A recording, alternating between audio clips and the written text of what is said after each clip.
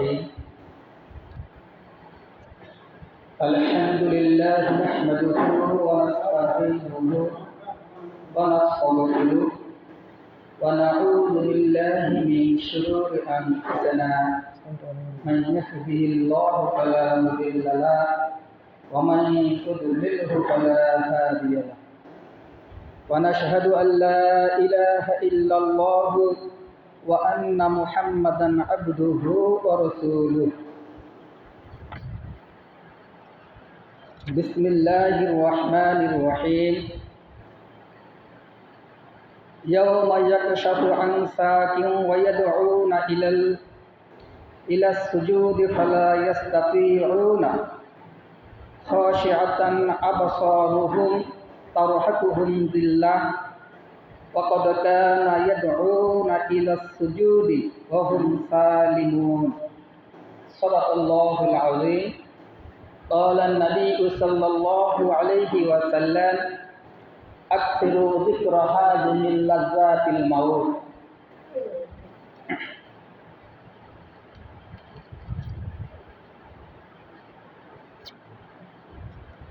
আজ 12 April 2025 11 April 2025 12 শাওয়াল 1446 হিজরি এবং 28 চৈত্র 1431 বাংলা রোজ শুক্রবার। আমরা শুরুতেই সেই মহান রবের দরবারে শুকরিয়া আদায় করি যে আল্লাহ রাব্বুল আলামিন আমাদেরকে সুস্থ রেখে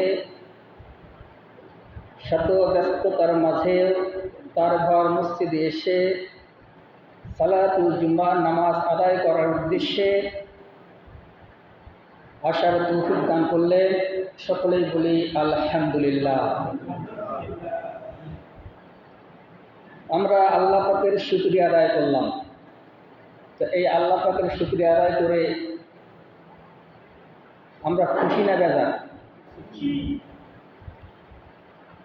এই আল্লাহ পাকের শুকরিয়া আদায় করলে লাভ না ক্ষতি? আল্লাহ পাকের শুকরিয়া আদায় করলে লাভ রয়েছে, কিন্তু এই লাভটা কতটুকু এটা কি আমরা জানি?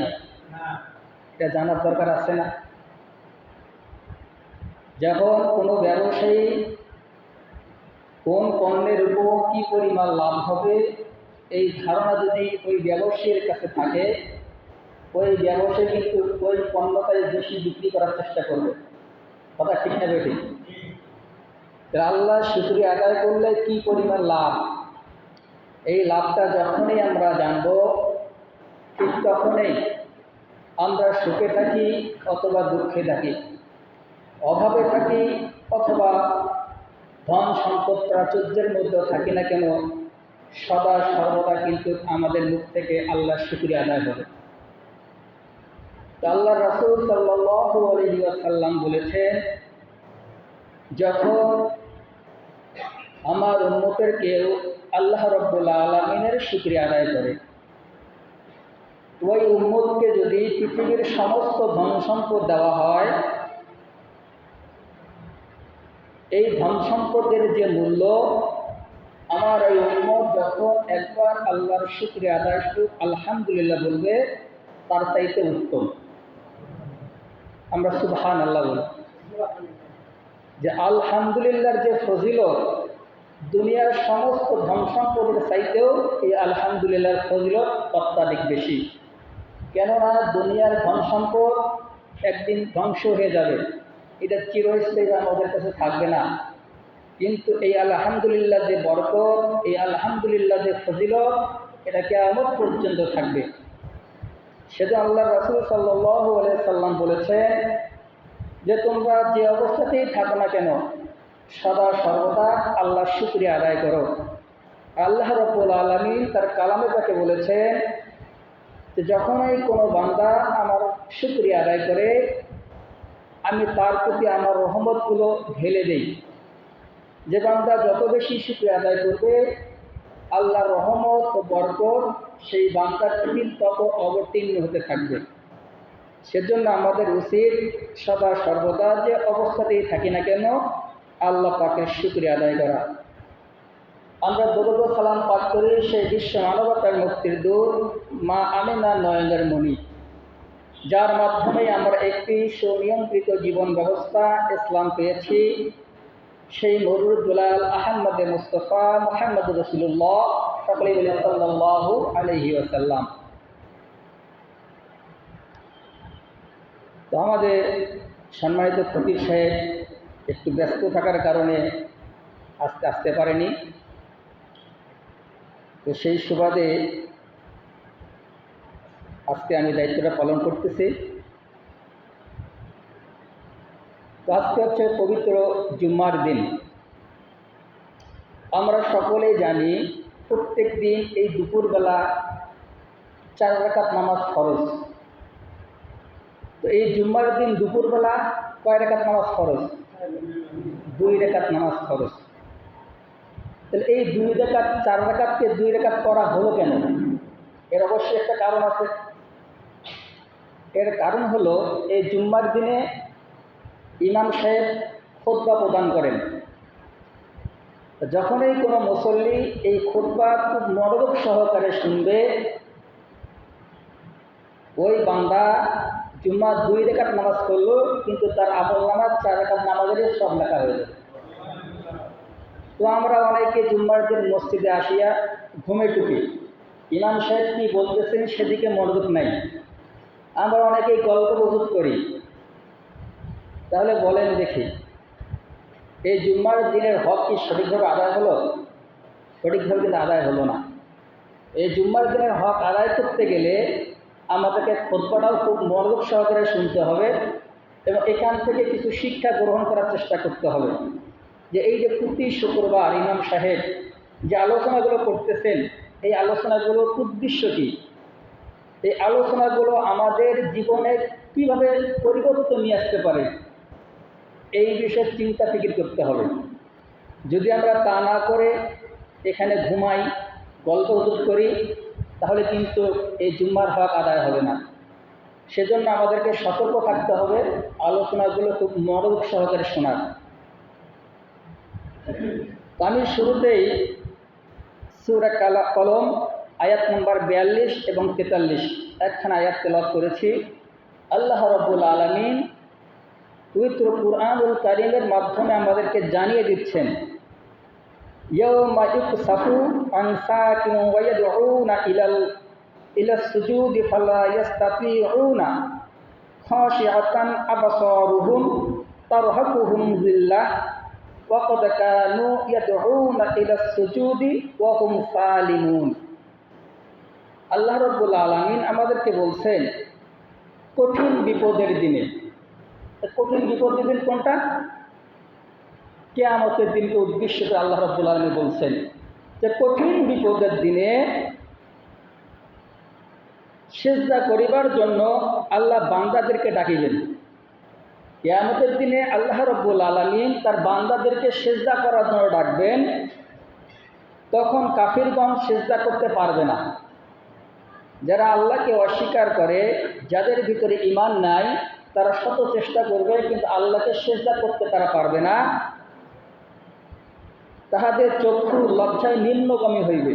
যখন তারা সিজদা করতে পারবে না, তারা এই লক্ষ কোটি কোটি মানুষের মধ্যে লজ্জিত হয়ে যাবে এবং তাদের দৃষ্টিগুলোকে তারা নিম্নগামী করে ফেলবে। বিপদ তাহাদেরকে আচ্ছাদিত করে ফেলবে, অর্থাৎ এই আযাব, এই বিপদ তাদেরকে চতুর্দিক থেকে ঘিরে ফেলবে। বাঁচার কোনো পথ তাদের জন্য খোলা থাকবে না। অথচ তাহাদেরকে দুনিয়ায় থাকিয়া সিজদা করিবার জন্য ডাকা হইয়াছিল। এই যে প্রত্যেক দিন মুয়াজ্জিন সাহেব 5 ওয়াক্ত নামাজের পূর্বে মাইকে কিছু কথা বলে না? আমরা যেগুলোকে আযান বলি, কিন্তু আমরা কি একবারও ভেবে দেখেছি এই কথাগুলোর অর্থ কী? আমরা তো আরবি বুঝি না। আমরা বাংলাদেশে, আমরা বাংলায় কথা বলি, আরবি বুঝি না। মুয়াজ্জিন সাহেবকে ডাক দেন, বাংলায় ডাকেন না আরবিতে ডাকেন? মুয়াজ্জিন সাহেবকে আরবিতে ডাকেন, কিন্তু আমরা মনে করি এটা বাংলা। কেন? আমরা জন্ম থেকে এই শব্দগুলো শুনে আসতেছি, আল্লাহু আকবার, আল্লাহু আকবার, আশহাদু আল্লা ইলাহা ইল্লাল্লাহ। আমরা জন্ম থেকে এই শব্দগুলো শুনে আসতেছি, আমরা মনে করতেছি এগুলো বাংলা। আসলে এগুলো বাংলা নয়, এগুলো হচ্ছে আরবি। এর অর্থ একটা আছে। এই অর্থগুলো কি আমরা এগুলো জানি না, অনেকেই জানি না, জানার চেষ্টা করি। মূলত এই আযানের মাধ্যমে আল্লাহ রাব্বুল আলামিনের পক্ষ থেকে মুয়াজ্জিন সাহেব সিজদার জন্য ডাকতেছেন, আহ্বান করতেছেন যে দুনিয়ার মানুষজন, তোমরা দুনিয়ার সমস্ত ব্যতিব্যস্তকে বিরত থেকে, কাজকর্ম থেকে বিরত থেকে আল্লাহর সিজদায় অবনত হয়ে যাও। তোমরা কাজকর্মগুলোকে একটু স্থগিত রাখো। ফজরের সময় তোমরা ঘুমিয়ে পড়েছো, তোমাদের ঘুম থেকে তোমরা কী করো, ভেঙে দাও, ঘুম থেকে জাগ্রত হয়ে যাও, আল্লাহর সিজদায় অবনত হয়ে যাও। জোহরের সময় আমরা কাজে কর্মে ব্যস্ত থাকি, মুয়াজ্জিন সাহেব যখন আযান দেন, এর মাধ্যমে বলা হচ্ছে যে তোমরা দুনিয়ার সমস্ত পেরেশানি থেকে নিজেকে একটু বিরত রাখো, আল্লাহর সিজদায় তোমরা কী হয়ে যাও, অবনত হয়ে যাও। কিন্তু এই আযানগুলো আমরা এক কান দিয়ে শুনে আর এক কান দিয়ে বের করে দেই। এই মুয়াজ্জিন সাহেবের ডাকে আমরা সাড়া দেই না। আল্লাহ রাব্বুল আলামিন সেটাই আমাদেরকে জানিয়ে দিচ্ছেন যে তাহাদেরকে দুনিয়ায় থাকা অবস্থায় সেজদা করার জন্য ডাকা হয়েছিল, কিন্তু আমরা সেগুলো শুনি নাই। আল্লাহ রাব্বুল আলামিন বলতেছেন, এবং তারা কি সুস্বাস্থ্যও ছিল, তারা কোনো অসুস্থ ছিল না, তারা স্বাস্থ্যবান ছিল, কিন্তু তারা এই ডাকগুলোকে মূল্যায়ন করেনি। এই ডাকটা কী জন্য ডাকা হচ্ছে, এই ডাকটা আমরা মূল্যায়ন করিনি। কাল কিয়ামতের ময়দানে যখন আল্লাহ রাব্বুল আলামিন আমাদেরকে সিজদা করতে বলবেন, আমরা যারা এই দুনিয়া আল্লাহর হুকুমগুলো মানিনি, আল্লাহকে সিজদা করিনি, তা আমরা সেদিন কিন্তু আর সিজদা দিতে পারবো না। আমরা লজ্জায় পড়ে যাব, আমাদের চক্ষুগুলোকে আমরা নিম্নগামী করে ফেলব, বিপদ আমাদের চতুর্দিক থেকে গ্রাস করে ফেলবে, আমরা পালাবার কোনো পথ খুঁজে পাবো না। সেদিন আমাদের কোনো উপায় থাকবে না। আমাদেরকে সাবধান করার জন্য আল্লাহ রাব্বুল আলামিন এই তথ্য আমাদেরকে আগেই জানিয়ে দিয়েছেন, কিন্তু আমরা এগুলোকে মূল্যায়ন করতেছি না। কেন মূল্যায়ন না করার পিছনে কারণ হচ্ছে যে আল্লাহ রাব্বুল আলামিন আমাদেরকে স্বাধীনতা দিয়েছেন। এই স্বাধীনতার বলে আমরা যা মন চায় তাই করতে পারি। আল্লাহ তাৎক্ষণিকভাবে আমাদেরকে বাধাগ্রস্ত করেন না, আল্লাহ আমাদেরকে আটকায় দেন না। আমরা আল্লাহর বিরোধিতা করলেও আল্লাহ আটকায় দেন না, আমরা আল্লাহর যদি প্রশংসা করি তাও আল্লাহ কিন্তু সঙ্গে সঙ্গে আমাদেরকে পুরস্কার দেন না। যার কারণে এই কথাগুলো জানার পর এই কথাগুলো আমরা মানতে চাই না। সম্মানিত হাজিরিন, এই পৃথিবী সামান্য কিছু সময়ের জন্য আমরা এখানে এসেছি। এই পৃথিবীতে আমরা চিরকাল কিন্তু থাকবো না, কিন্তু সামান্য সময়ের জন্য এসেছি। আমাদেরকে এই পৃথিবী থেকে বিদায় হয়ে চলে যেতে হবে। আমরা কোথায় চলে যাব, আমাদের গন্তব্য কোথায়, এগুলো কিন্তু আমরা সকলেই জানি। চোখ দিয়ে দেখেছি, তাও মানতে চাই না, স্বীকার করতে চাই না।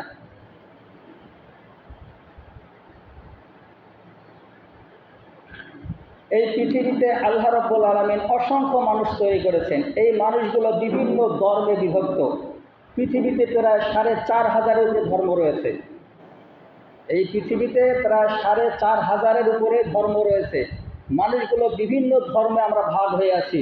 তার মধ্যে মুসলমান হচ্ছে একটা ধর্মের নাম, ইসলাম একটা ধর্মের নাম। এই ধর্মে যারা আমরা মানি তাদেরকে আমরা বলি মুসলিম। এই মুসলমানটা, এই দুনিয়াটা মুসলমানদের জন্য একটা পরীক্ষার জায়গা।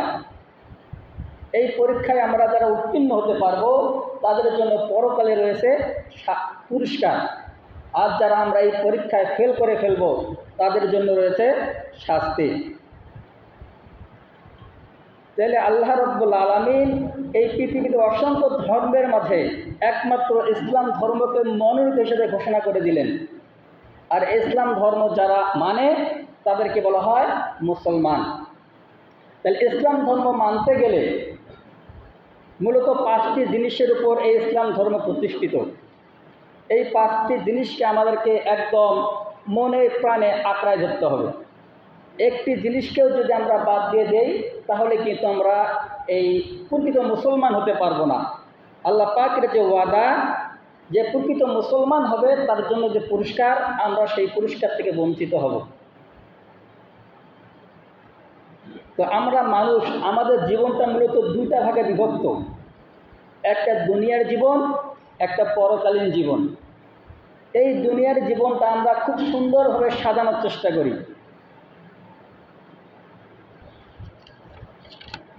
আচ্ছা, আমি একটা উদাহরণ দিয়ে বোঝাইতে চাই যে আমার হাতে একটা কাগজ আছে, আপনারা সবাই দেখতে পাচ্ছেন তাই না? আমার হাতে একটা কাগজ রয়েছে, এটা মূলত একটা তাফসির মাহফিলের পোস্টার। এই পোস্টারটার কিন্তু দুটা সাইড, একটা সামন সাইড, একটা পিছন সাইড।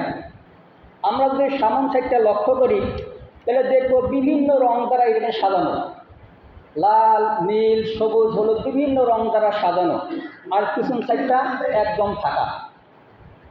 তার মানে আমাদের কাছে এই সাইডটার মূল্য অত্যাধিক, এই সাইডটার কোনো মূল্য নাই। এই কাগজটা যখন আমরা পেয়েছিলাম তখন আমরা কিন্তু এই পিছন সাইডটা কেউ দেখি নাই, আমরা এই সামন সাইডটা নিয়ে ব্যতিব্যস্ত করেছি। এখানে কি কি লেখা আছে আচ্ছা বলেন দেখি।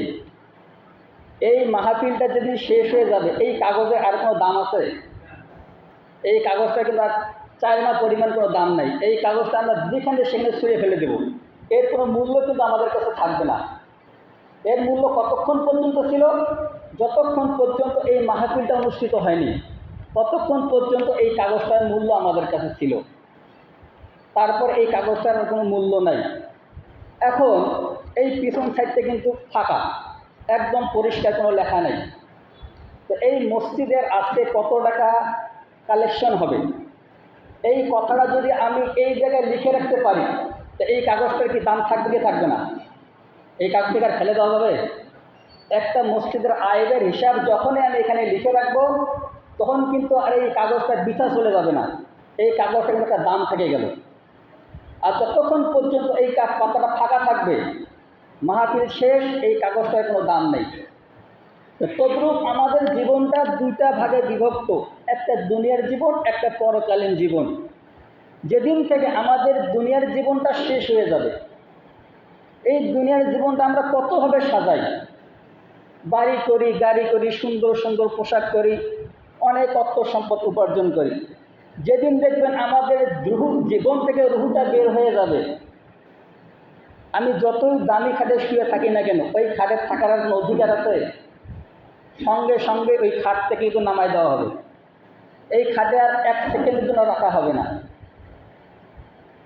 আমার পরনে যত দামি পোশাক থাকুক না কেন, একটা পোশাক ক্রয় করার জন্য আমি বিভিন্ন দোকান ঘুরে ঘুরে খুঁজি, কালার দেখি, সুতা দেখি, দামগুলো যাচাই করি, তারপর সেই পোশাকটা ক্রয় করি। যখন এই দেহ থেকে রুহুটা বের হয়ে চলে যাবে, সেই পোশাক থেকে আর আমাদের শরীরে থাকবে? এই পোশাকটা কিন্তু সঙ্গে সঙ্গে আমাদের খুলে ফেলা হবে। ওই যেরকম এই মাহফিলটা যখন হয়ে গেছে, এই পোস্টারের আর যেমন কোনো দাম নাই। মাহফিলের পূর্ব পর্যন্ত এই পোস্টারটা কত সুন্দরভাবে সাজানো হয়েছিল, মাহফিল শেষ, পোস্টার মাছ ছুঁড়ে ফেলে দিলাম।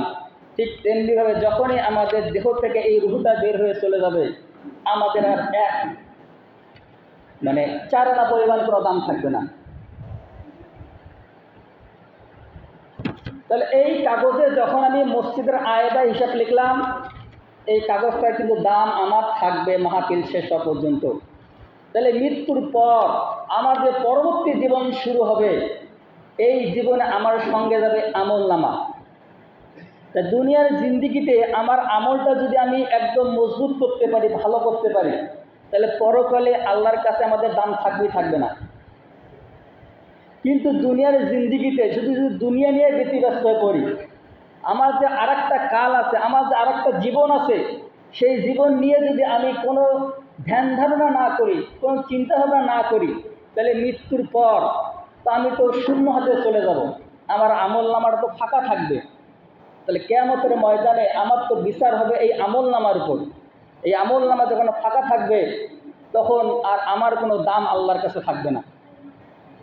ঠিক এই কাগজের মতো, যখন এই দুনিয়ার জিন্দিগিতে আমার আমল নামাগুলো আমি মজবুত করতে পারবো, আমি মৃত্যুর পরও আমার যে পরবর্তী জীবন, সেই জীবনেও কিন্তু একটা দাম থাকবে। তাহলে মৃত্যুর পর সর্বপ্রথম আমাদেরকে কবরস্থ করার পর আমাদেরকে কয়েকটি প্রশ্নের সম্মুখীন হতে হবে। তার মধ্যে 1 নম্বর প্রশ্ন হচ্ছে, মার রব্বুকা, তোমার রবকে। তো এই প্রশ্ন কিন্তু কোনো কাফের মুশরিক উত্তর দিতে পারবে? কোনো কাফের মুশরিক কিন্তু এই প্রশ্নের উত্তর দিতে পারবে না। এই প্রশ্নের উত্তর দিতে পারবে একমাত্র যারা মুসলমান, যারা ঈমান এনেছে, যারা আল্লাহর হুকুম আহকামগুলো সঠিকভাবে আদায় করেছে, একমাত্র তারাই কিন্তু এই প্রশ্নের উত্তর দিতে পারবে।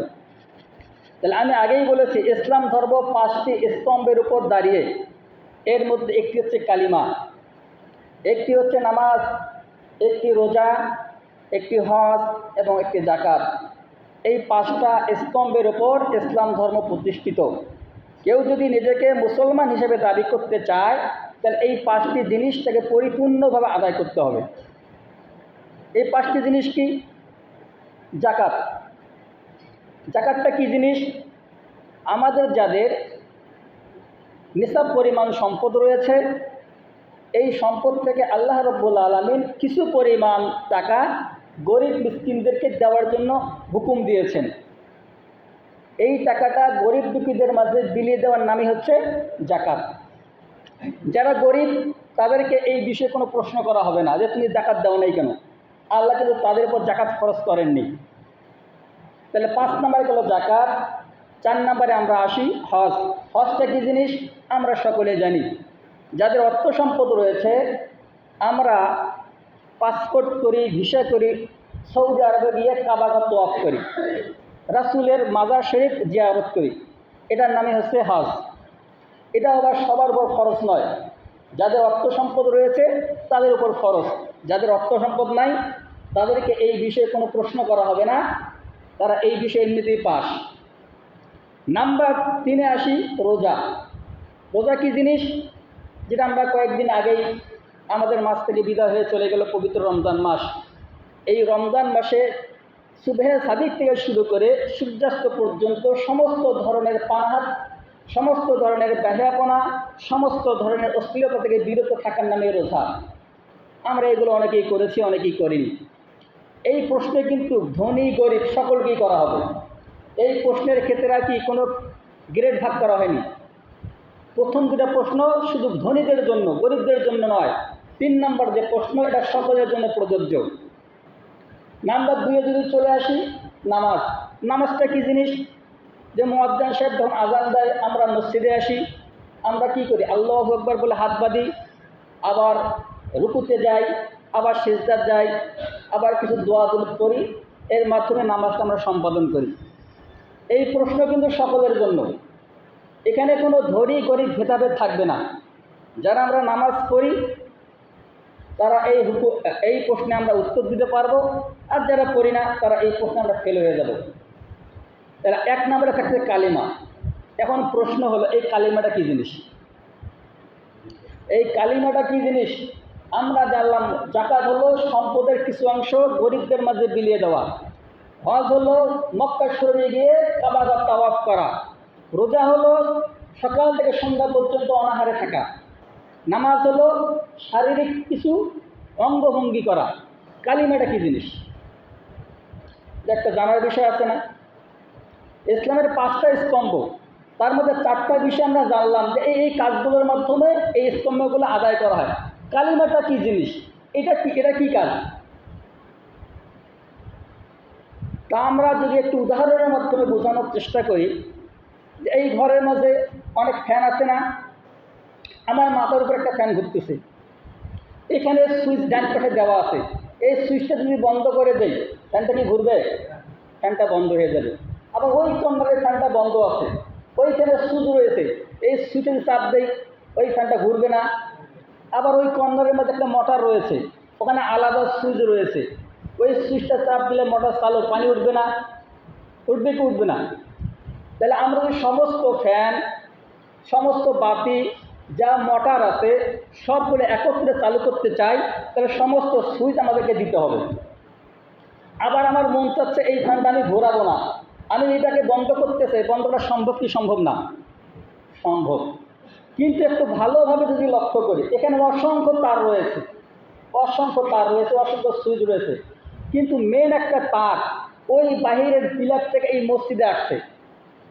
ওই মেন তারের মধ্যে একটা তার যদি আমরা কেটে দেই, তাহলে এই ফ্যানগুলো একটাও ঘুরবে?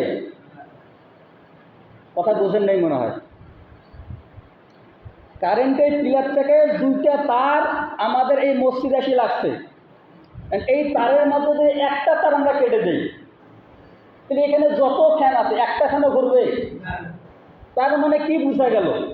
তার মানে বোঝা গেল এখানে যত সমস্ত ফ্যান আছে, বাতি আছে, এগুলোকে যদি আমি চালু রাখতে চাই, তাহলে আমাকে মেন সংযোগটা ঠিক রাখা লাগবে। আমার যদি মেন সংযোগের ত্রুটি থাকে, এখানে যতই দামি দামি ফ্যান থাকুক না কেন, এখানে যতই এসি লাগানো থাকুক না কেন, এগুলোর ফলাফল কি ভোগ করা সম্ভব? তাহলে কালিমাটা হচ্ছে সেরকম জিনিস, ইসলামে প্রবেশ করার মূল স্তম্ভ। এই কালিমার মাধ্যমে ইসলামে প্রবেশ করতে হবে। তো এখন যদি প্রশ্ন করি, এই কালিমা আমরা কয়জনে জানি? আমি কাউকে ছোট করার উদ্দেশ্যে বলতেছি না, আমরা নিজেরাই একটু অনুভব করি। আমরা একটু জানলাম যে কারেন্টের পিলার থেকে যে তারটা আছে, মেন তার, এই তারের একটা তার কেটে দিলে এখানে যত দামি দামি ফ্যান থাকুক না কেন, এই ফ্যানগুলো আর ঘুরবে না। তা কালিমার মাধ্যমে ইসলামে ঢুকতে হবে, এই কালিমাটা কয়জনে জানি? তাহলে কি আমরা ইসলামের মধ্যে ঢুকতে পারছি? আচ্ছা, ডাক্তারের ছেলে কি ডাক্তার হয়? বাবা ডাক্তার, ছেলেও কি ডাক্তার হবে? এটা কোনো গ্যারান্টি আছে? ইঞ্জিনিয়ারের ছেলে ও ইঞ্জিনিয়ার হবে, এটা কি একদম নিশ্চিত? তাহলে মুসলমানের ঘরে জন্মগ্রহণ করলেই যে আমরা মুসলমান, এটা কেমন নিশ্চিত?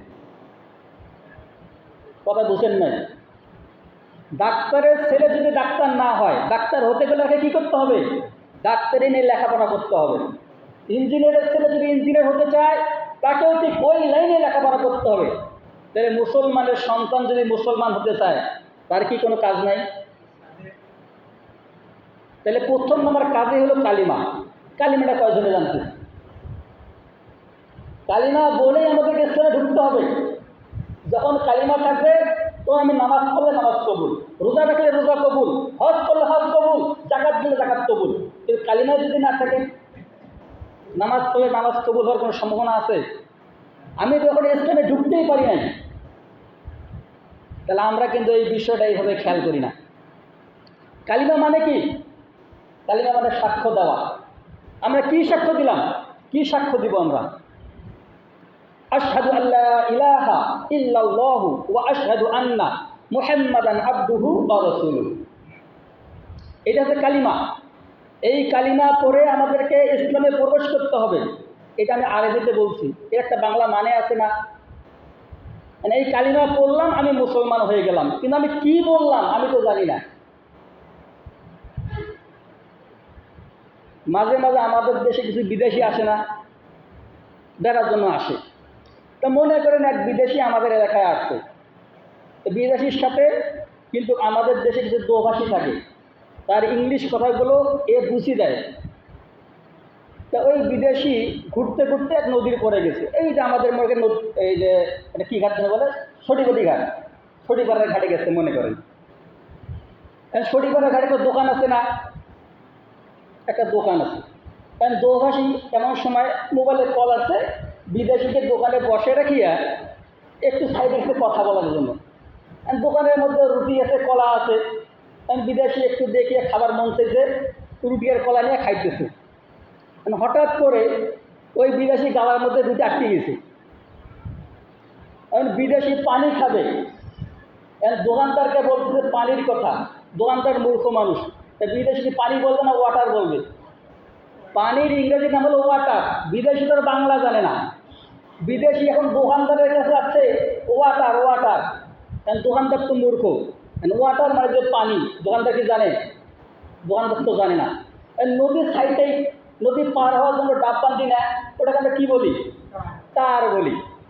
পাশেই তার, কারণ দোকানদার মনে করতেছে ওই তারের কথা মানে জিজ্ঞেস করে, হ্যাঁ তার হলো তার। বিদেশি চাইছে ওয়াটার, দোকানদার মনে করতেছে ওই তারের কথা জিজ্ঞেস করতেছে। এখন বারবার বিদেশি গলায় আটকে গেছে, তার জান চলে যাচ্ছে, সে বারবার বলছে ওয়াটার ওয়াটার ওয়াটার। দোকানদার, হ্যাঁ স্যার ওটা তার, ওটাতে আমরা পারাপার হই, আমরা গরিব মানুষ, এখানে ব্রিজ নাই। দোকানদার বিদেশি বোঝার চেষ্টা করতেছে, বিদেশি চাইতেছে কি? পানি। দোকানদার বুঝলো কি? মনে হয় তার সম্পর্কে জিজ্ঞাসা করছে।